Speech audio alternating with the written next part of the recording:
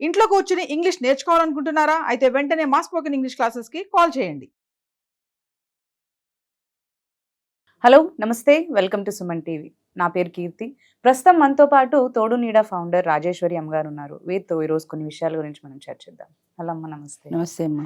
అయితే ఇప్పుడు చూస్తున్నట్లయితే మనకి ఎక్స్ట్రా మ్యారిటల్ అఫైర్స్ చాలా ఎక్కువైపోతున్నాయి. ఎక్కువైపోయాయి. అవును ఇంతకు ముందు చూస్తే ఓన్లీ హస్బెండ్సే అంటే మగవాళ్ళకే ఉండేది. అవును బట్ ఇప్పుడు ఆడవాళ్ళు కూడా సేమ్ అదే రీతిలో తీసుకోలేదు. వచ్చేస్తున్నారు. అవును అయితే ఇలాంటివి కాకుండా ఉండాలంటే ఒకవేళ భార్య ఏదన్నా ట్రాక్స్ వేరే- మారుతుంది వేరే అనుకున్నా, వేరే విషయాలు- వాళ్ళతో ఉంటుంది అని తెలిసిన అలాంటివి అవాయిడ్ చేయాలి అంటే, అలాంటివి ఏమీ జరగకుండా ఉండాలంటే భర్త ఎలాంటి జాగ్రత్తలు తీసుకోవాలి అంటారు? నాకు నిన్న ఒక ఫోన్ వచ్చిందమ్మా. ఒక అమ్మాయి 47 ఇయర్స్ అమ్మాయికి, అదే మీ వీడియోలు అవి చూస్తుంటానండి.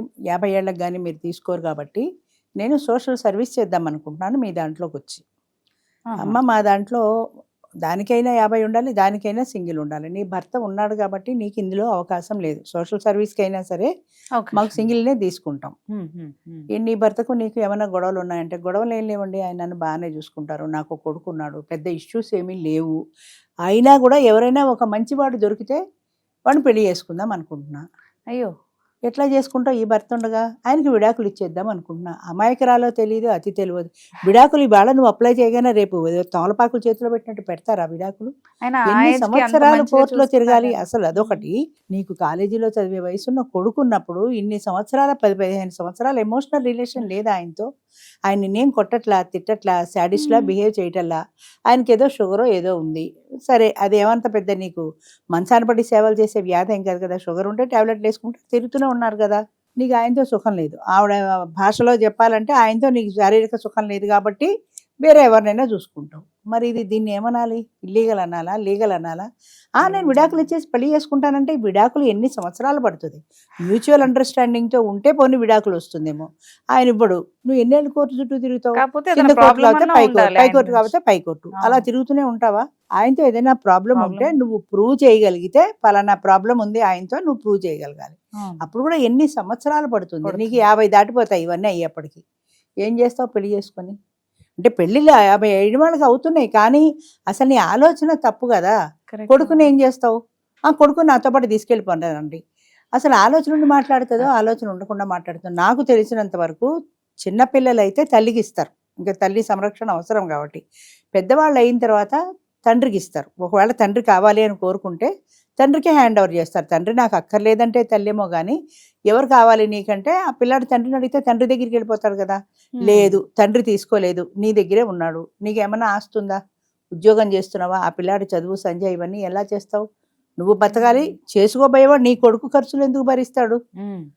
పైగా ఎవడైనా మంచివాడు దొరికితేనే. నాకు అర్థం కాని విషయం ఏంటంటే వీళ్ళే కదా అందరూ అదే మంచివాడు దొరికితే మంచి, అదేమీ వంకాయలును బంగాళదుంపలు కాదు, పుచ్చా చచ్చా చూసి తీసుకోవడానికి. ఎవడి ముఖం మీద వీడు మంచివాడు వీడు దుర్మార్గుడు అని రాత ఉండదు.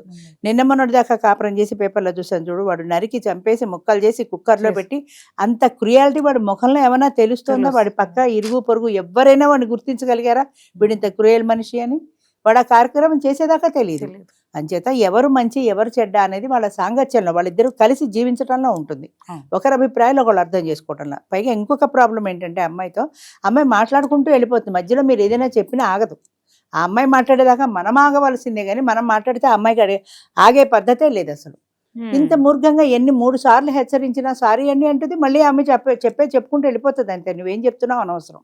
ఇంత ఓర్పు సహనం లేని దానివి, అవతల వాళ్ళు ఏం మాట్లాడుతున్నారో విని అర్థం చేసుకునే సహనం లేని దానివి నేను ఎవరు చేసుకుంటారు?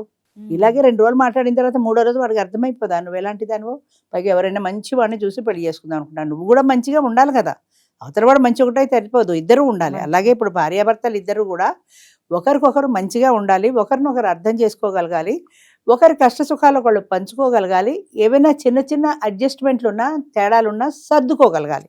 సర్దుకోవడం అనేది చాలా ముఖ్యమైనది, చాలా ఇంపార్టెంట్. ఏ ఇద్దరు వ్యక్తులైనా సరే కలిసి ఉన్నప్పుడు ఏదో ఒక తేడాలు వస్తాయి. అది సర్దుకుంటూ పెడితేనే జీవితం. నా ఇష్టమే కావాలి, నా మాట వినాలి అంటే ఎలా జరుగుతుంది? ఇప్పుడు మీరు అడిగారు ఏం చేయాలి అని. ఆమె చెప్పినట్టు నువ్వు పాదాలకి వందనం చేసినా ఆవిడ వినదు.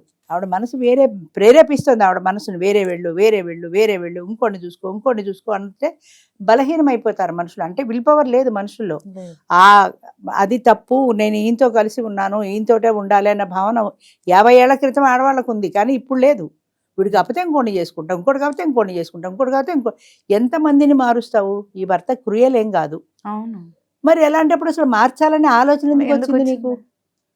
అంటే ఏంటంటే నా మనసు ప్రేరేపిస్తుంది అంతే, చేంజ్ కోరుకుంటోంది. మనసులో హోటల్ భోజనం ఎలా ఒకే హోటల్లో తినమో, ఒకే సినిమా చూడమో, ఒకే షర్ట్ వేసుకోమో, ఒకే డ్రెస్ వేసుకోమో అని అలా అనుకుంటారో, సంసారంలో కూడా ఒకే మనిషితో మేము శాశ్వతంగా సంసారం చెయ్యం.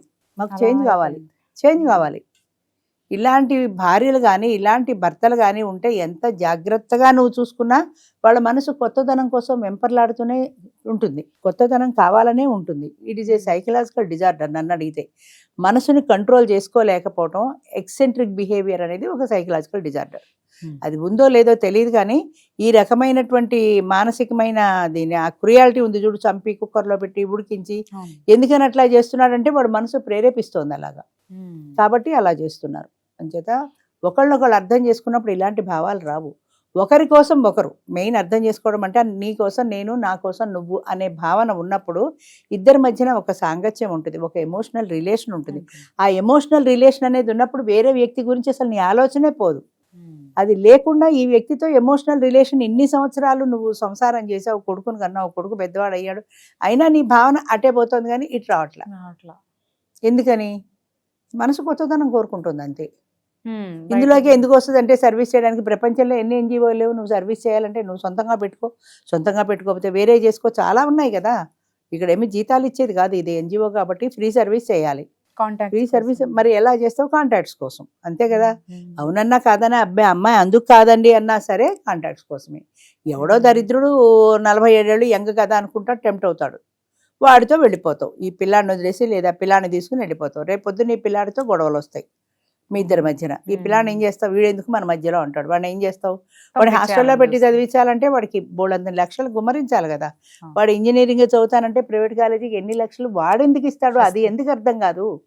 నా పిల్లలకి వాడి వాళ్ళని ఎందుకు అనుకుంటారు? అసలు పిల్లలు ఉన్న వాళ్ళకి వేరే మనసు ఎందుకు పోతుంది?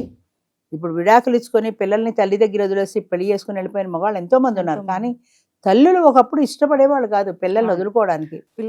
పిల్లల్ని తీసుకునే ఇంత తంటాలు పడుతూనే ఏ ఉద్యోగమో సద్యోగమో ఉన్నంతలోనే ఆ పిల్లల్ని పెంచుకోవాలనుకునేవాళ్ళు కానీ పిల్లలు వద్దు అనేవాళ్ళు కాదు. ఇది వరకు ముఖ్యంగా చెప్పాలంటే పిల్లల కోసమే జీవితం. పిల్లి కూడా పిల్లల జోలికి వెళ్తే గుడ్లు పీకుతుంది. అంటే పశువులు కూడా వాటి పిల్లల జోలికి వెళ్తే ఊరుకోవు. అలాంటిది అది వదిలేసి పిల్లల్ని వదిలేసి నేను కోరుకున్న వాడితో వెళ్ళిపోతాను, ఈ వయసు సెగ తప్ప ఇదేంటి కోరుకున్న వాడు 50-60 ఏళ్ళ వాడిని కోరుకోవు, 70 ఏళ్ళ వాడిని కోరుకోవు, యంగ్ వాడిని కోరుకుంటావు. What is the reason? Young వాడిని కోరుకోవడంలో నీ ఉద్దేశం ఏంటి? వాడితో సంసారం చేస్తే హ్యాపీగా ఉంటుందని. ఈ దిక్కుమాలి సంసారం 50-60 ఏళ్ల తర్వాత ఏం చేస్తావు చెప్పు? అప్పుడు ఉండదు కదా, అప్పుడు ఉండదు కదా. 25 ఏళ్ల వాళ్ళ 60 ఏళ్ల వయసులో నువ్వు సంసారం చేయలేవు కదా. మరి ఆ కాడికి ఉన్న వ్యక్తిని వదిలేసి కొత్త వ్యక్తి 60 ఏళ్ళు వాడికి వస్తాయి కదా ఎప్పుడో ఒకప్పుడు. వాడు 50 ఏళ్ళ వాడిని నువ్వు చేసుకున్నావు, వాడికి 10 ఏళ్ళలో 60 ఏళ్ళు వస్తాయి. ఆ తర్వాత వాడితో నువ్వు సంసారం చేయలేవు, అప్పుడు ఏం చేస్తావు? అదే ఆ ఆలోచన ఎంతసేపు సంసారము అనకూడదు కానీ సెక్స్ మీదకి పోయినంతగా మైండ్కి దేని మీదకి పోట్ల. అంటే అది మరి మనుషులు ఏమనాలో ఆ మనసు అలా ప్రేరేపిస్తుంది అంతే. కంట్రోల్ లేదు కాబట్టి అటు ఎటు ప్రేరేపిస్తే అటు వెళ్ళిపోతుంటారు అంతే. సో ఇలాంటి మనస్తత్వం ఉన్నప్పుడు ఎంత జాగ్రత్తలు తీసుకున్నా లాభం లేదు. కాకపోతే ఏంటంటే ఒక అంట కనిపెడుతూ ఉండాలి. ఒక ఆయన మాకు 65 ఏళ్ళ ఆయన ఏం చెప్పాడంటే నా పక్క నా భార్యలా ఉండాలండి, నా కూతురులా ఉండకూడదు, నాకు యంగ్ అక్కర్లేదు, నాకు 60 ఏళ్ళ ఆవిడైనా పనికొస్తుంది అన్నాడు. ఎంత మంచివారు సార్, అందరూ 30 లేవా 40 లేవా అడుగుతుంటే మీరు 60 ఏళ్ళ ఆవిడ కావాలన్నారు అన్నాను. అంటే ఆయన ఏమన్నాడంటే మంచిగా పాడమ్మా, 30 ఏళ్ళ దాన్ని కట్టుకున్న దగ్గర నుంచి నాకు ఆఫీస్కి వెళ్తే మనశ్శాంతి ఉండదు, ఇది ఇక్కడ ఏం దుకాణం ఓపెన్ చేసిందో అని. 60 ఏళ్ళ దాన్ని పని చేసుకుంటే కనీసం ఇంట్లో పడి ఉంటుంది కదా, సేఫ్టీ ఉంటుంది, సెక్యూరిటీ ఉంటుంది. అందుకని 60 ఏళ్ళ ఆడదాన్ని కోరుకుంటా అన్నాడు. కానీ ఆయన చెప్పింది ఎంత నిజం. నేను 30-40 ఏళ్ళది యంగ్ కావాలని ఉర్రూతులు ఊగిపోతుంటారు. యంగ్ నువ్వు ఎక్కడ కాపలా కాయగలవు? శీలం అనేది ఎప్పుడో తొంగలోకి తొక్కేశారు, క్యారెక్టర్ అనేదే లేదు. అసలు లేదని నేను అన్ను, చాలా తక్కువ సంఖ్యలో ఉన్నారు క్యారెక్టర్ గురించి. అంచేత నువ్వు నీ వయసు సమవయసు వాళ్ళని చూసుకుంటే నీకు ఈడు జోడు కుదురుతుంది తప్ప 24 గంటలు దాన్ని ఎక్కడ కాపలా కాస్తావు. అంచేత ఏంటంటే ఇద్దరు భార్యాభర్తలు ఉన్నప్పుడు ఒకళ్ళ కోసం ఒకరు అన్నట్టు జీవించాలి. అది తప్పుదారి పడుతుంటే నువ్వు దాన్ని కంట్రోల్ చేసుకోగలగాలి 24 గంటలు. అలానే మన అనుమానం మొగుడు అంటారు, ఏమన్నా అంటే అస్తమానం నన్ను కాపలా కాస్తాడు అనుమానం మొగుడు అని. అంచేత అలాంటి పరిస్థితి లేకుండా చూసుకోవడం చాలా కష్టం అమ్మా. ఇద్దరి మధ్యన ఒక ఎమోషనల్ రిలేషన్ ఉన్నప్పుడు మాత్రమే ఇది సాధ్యమవుతుంది. అంతేగాని మొగుడు మీద కాపలా పెళ్ళాం మీద కాపలా మొగుడు నీకు ఆవిడెవరో ఫోన్ చేసింది, నువ్వు రాత్రి ఎందుకు ఫోన్ ఎత్తుతావు, నేను ఎక్కడో కార్టూన్ చూశాను, రోజు అది ఎవరితే నీకు పొద్దున్నే ఫోన్ చేస్తుంది అంటే వాడు అన్నాడు అది ఫోన్ కాదే అలారం పెట్టుకుంటాను నేను 6 గంటలకి అది అలారం మోగుతుంది అని. అంటే అనుమానం పెళ్ళాం అయితే ప్రతిదీ అనుమానమే, అలాగే అనుమానం మొగుడైనా ప్రతిదీ అనుమానమే. అంచేత ఒక అండర్స్టాండింగ్తో వెళ్ళిపోవాలి. ముఖ్యంగా ఒక ఎమోషనల్ రిలేషన్ అనేది ఉండాలి భార్యాభర్తల మధ్య. అది ఉన్నప్పుడే సాధ్యం అవుతుంది, అది లేనప్పుడు సాధ్యం కాదు. Thank you. థ్యాంక్ యూ అమ్మా.